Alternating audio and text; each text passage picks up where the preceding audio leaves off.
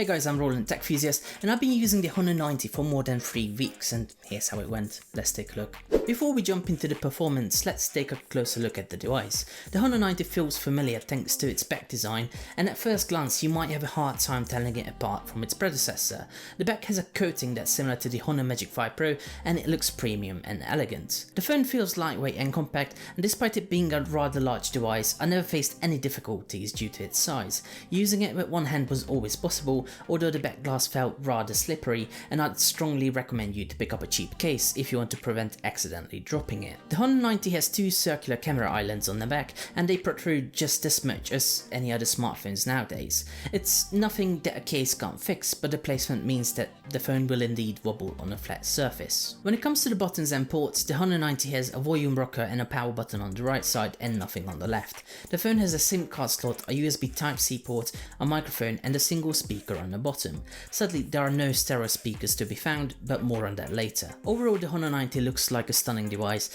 and while there are minor changes compared to its predecessor, it looks perfectly up to date and it looks great. It has a compact form factor, a comfortable design and stylish looks. The Honor 90 is powered by the Snapdragon 7 Gen 1 chipset, coupled with 12 gigs of RAM and up to 512 gigs of storage. I received the higher end version, and I must say that in terms of raw power, the Honor 90 performs well above my expectations. I've run graphics intensive games, multitasked using 6 applications at once, and the phone continued to be smooth and snappy. I never experienced any slowdowns and didn't encounter any lag. The phone didn't stutter on high graphics settings and was able to hold multiple applications open in the background with ease. The Honor 90 didn't reload apps in the background, and I'm honestly very impressed with the overall performance. Now, obviously the Honor 90 isn't a high-end device and it could overheat if you play demanding games for long periods, but in general you're unlikely to come across any issues for short to medium sessions. If you want to multitask or simply just want a smartphone that costs less but provides a flagship-like experience, this is a solid choice. The Honor 90 comes with a 6.7-inch AMOLED display with 120Hz refresh rate. It's a high-resolution panel with up to 1600 nits of peak brightness, and I've never seen a display this good on such an affordable device. The colors are beautiful, the screen is sharp, and the sunlight visibility is downright excellent. The phone has 100% DCI-P free coverage, and the colors look fantastic regardless of the brightness settings. Watching videos and movies were always enjoyable, and all the content popped just the right amount. Perhaps my only nitpick is that the screen has the so-called quad curved floating display, which is a fancy marketing name for the curved edges. Now, as you might already know, I'm not a fan of this as it could make or break a smartphone. Fortunately, these curves are less intrusive compared to the Magic 5 Pro and feel more comfortable in the hand. It took me roughly about 30 minutes to get used to it, and it never got in the way while typing or using the phone. Overall, the Honor 90 has a large and beautiful display that doesn't get in the way of multitasking and consuming media on the go, and it looks sharp, bright and colourful in all angles and lighting conditions. If you want one of the most beautiful displays in an affordable smartphone, then there's nothing else, in my opinion, that could beat the Honor 90 at this price point. When I spoke to Honor, the company told me they'd provide 2 years of OS and 3 years of security updates to the Honor 90, which is great news for those looking to plan for the long term. The Honor 90 comes with macOS 7.1 based on Android 13, and it has most of the features that you would expect. There are also many under the hood optimizations on the device that enhances the experience, and Honor did a great job at minimizing lag, as I'd never noticed anything out of the ordinary.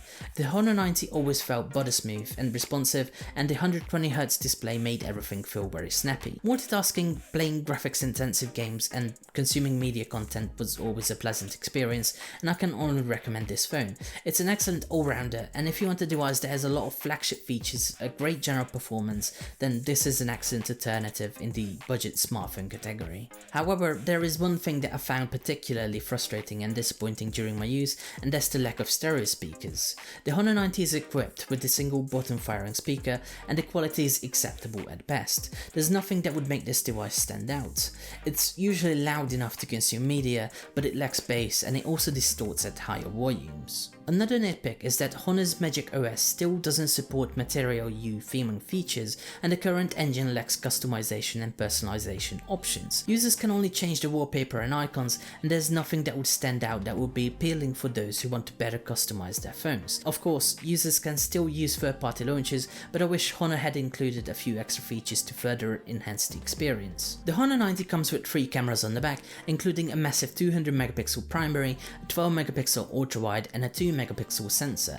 I wish Honor included a telephoto sensor instead of the gimmicky depth sensor, but as you'll find out, the depth sensor at least adds some value to portraits with enhanced blur effects. Moving on to the performance of the primary camera, you'll see that it takes beautiful photos in broad daylight.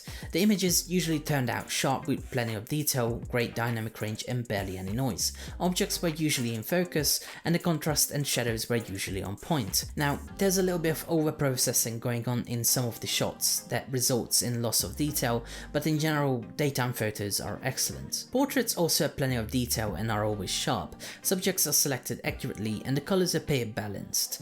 The only nitpick I could come up with is that the shots are far too vivid to my liking, but of course your mileage may vary. When it comes to the ultra-wide camera, the performance is usually pretty good.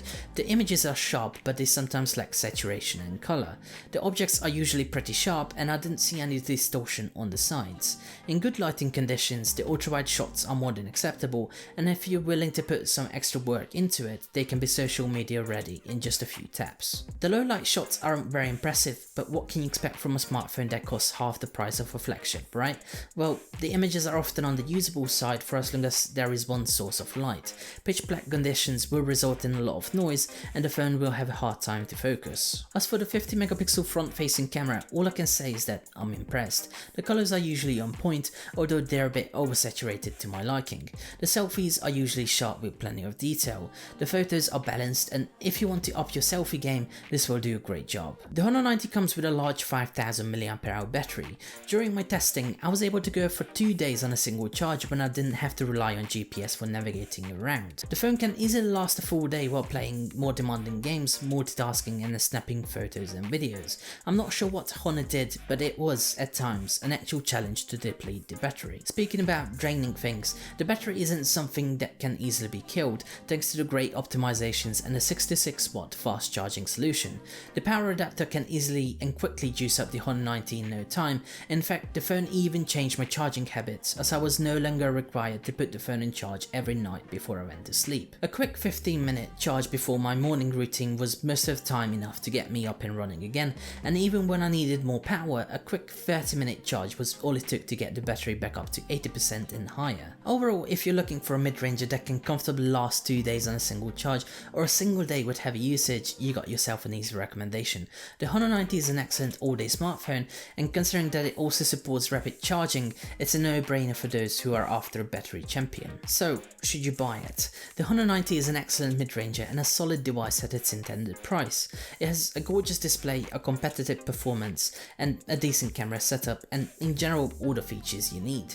It can last all day on a single charge, and while yes it lacks support for wireless charging, it makes up for it with its 66 watt fast wired solution. The Honor 90 ticks a lot of boxes and offers a great deal and an excellent package. If you like the Honor ecosystem and the user interface and want to save money on a mid-ranger with a beautiful display, the Honor 90 will be an excellent choice. However, if you're after even faster software updates, or perhaps you just want wireless charging and a better camera setup, you might be interested in the Google Pixel 7 or the even cheaper Samsung Galaxy A54. Both of these are usually available at the same price as the Honor 90 and can be found for even less at times. If you just want a phone that provides comfortable and great user experience, then you can't go wrong with the Honor 90, and I can easily recommend it to anyone looking to save a buck or two.